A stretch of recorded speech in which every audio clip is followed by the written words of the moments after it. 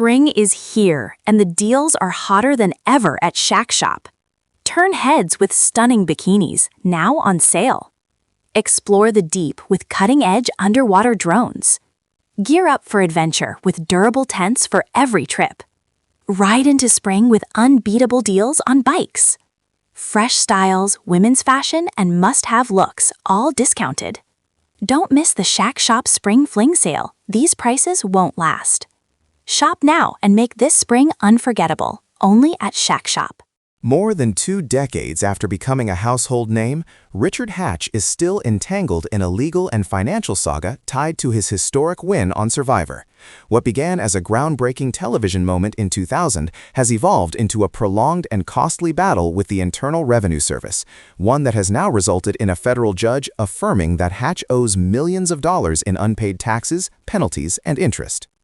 At the center of the dispute is the $1 million prize Hatch earned as the very first winner of the show, along with additional rewards, including a vehicle and income from related media appearances.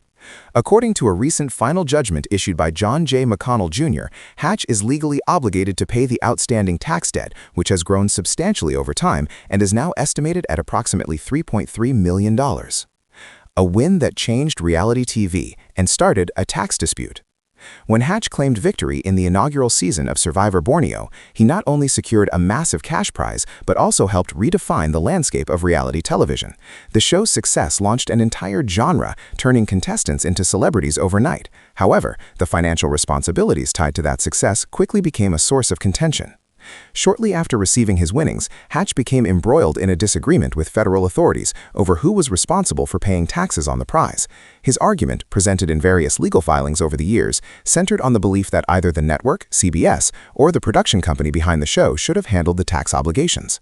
Federal authorities disagreed, and that disagreement set off a chain of legal battles that would stretch across decades. Criminal case and conviction. By the mid-2000s, the dispute had escalated into a criminal matter. Federal prosecutors charged Hatch with tax-related offenses, including allegations of evasion and fraud. The case culminated in a 2006 trial where a jury ultimately found him guilty, not of the most serious charges, but of filing false income tax returns. The conviction marked a turning point. While it did not resolve the financial dispute, it solidified the government's position that Hatch had failed to properly report and pay taxes on his earnings. The court proceedings also revealed that the unpaid taxes extended beyond the Survivor prize to include other income streams, such as compensation for media appearances, including a stint co-hosting a radio program. Years of legal resistance. Rather than settling the matter, Hatch continued to challenge the IRS's claims through multiple legal avenues. Over the years, he argued procedural issues, questioned calculations, and maintained that key evidence had not been fully considered. Despite these efforts, courts consistently ruled against him, affirming the government's authority to collect the unpaid taxes. As interest and penalties accumulated, the original tax bill grew dramatically. What may have initially been a manageable obligation eventually ballooned into a multi-million-dollar liability. Government attempts to collect. In recent years, federal authorities intensified their efforts to recover the money. One of the more controversial strategies involved attempting to place liens on 2 residential properties located in Newport, Rhode Island. These homes were held in the name of Hatch's sister, but the government argued that the transfers were not legitimate and that Hatch still had an interest in the properties. That argument, however, did not hold up in court. A separate judge ruled that the government failed to provide sufficient evidence proving Hatch retained ownership or control over the homes. Additionally, the court found that the timing of the property transfers, dating back to 2003 and 2005, placed them outside the legal window for certain enforcement actions. As a result, the IRS was blocked from seizing those properties to satisfy the debt. This aspect of the case represented a rare legal victory for Hatch and his family, preserving the homes from government collection actions. Final judgment: taxes still owed. Despite that limited win, the broader case concluded decisively in favor of the government. In a final order issued in March, Judge McConnell determined that there were no remaining legal issues to resolve regarding the tax assessments. The ruling effectively clears the path for the IRS to pursue collection of the full amount owed. The judgment reinforces a long-standing principle in U.S. tax law: income from prizes and awards is taxable, regardless of its source or the circumstances under which it is earned. Passport restrictions and financial consequences. The consequences of Hatch's tax debt extend beyond financial penalties. Due to the size of the outstanding balance, the IRS classified him as a seriously delinquent taxpayer. This designation carries additional restrictions, including limitations on passport issuance and renewal. Hatch attempted to challenge these restrictions in court, but the judge ruled that he could not contest the matter within the current proceedings. This means the passport limitations remain in effect unless resolved through separate legal action or by addressing the underlying debt. Hatch responds and plans appeal.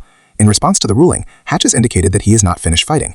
He announced plans to appeal the decision to the Boston-based U.S. Court of Appeals for the First Circuit, expressing confidence that a higher court will take a more comprehensive view of the case.